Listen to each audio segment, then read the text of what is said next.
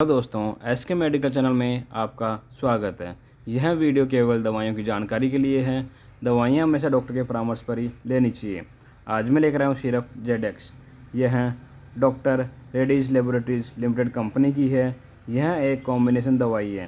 Content की बात करें तो इसमें डेक्स्ट्रोमेथोर्फेन हाइड्रोब्रोमाइड 10 mg होता है। क्लोरफेनामाइन मेलेट 2 mg होता है।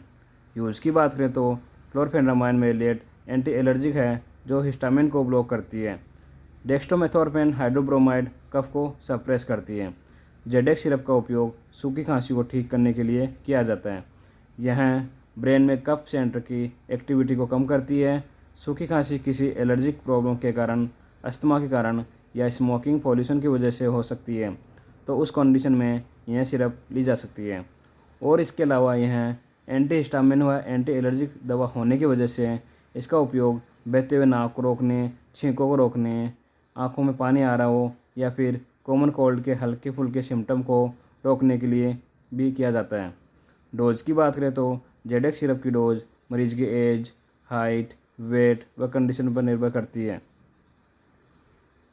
नॉर्मली एडल्ट डोज 10 ml दिन में 3 से 4 बार ले सकते हैं। सिरप को हो सके तो खाना खाने के बाद में ली जानी चाहिए। प्रिकॉशन की बात करें तो pregnancy, liver, heart, alcoholic children मरीजों को डॉक्टर की सलाह पर ही लेना चाहिए। यह ब्रेस्ट फीडिंग मदर, किडनी मरीजों में सेफ़ है।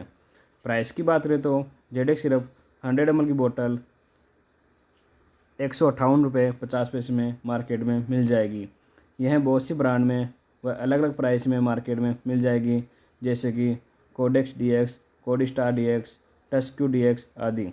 साइड इफ़ेक्ट की बात करें तो जेडेक्स सिरप के कुछ दुष्परिणाम भी हो सकते हैं, जैसे नाक, गला व मुंह का सूखापन रहना, कब्जी होना, थकान होना, पेट अपसेट होना, नींद आना आदि सब देखने को मिल सकते हैं। उम्मीद है आपको वीडियो अच्छा लगा होगा। हेल्थ और मेडिसिन से संबंधित वीडियो देखने के लिए आप हमारे चैनल को सब्सक्राइब कर सकते हैं। लाइक करें, शेयर करें। धन्यवाद।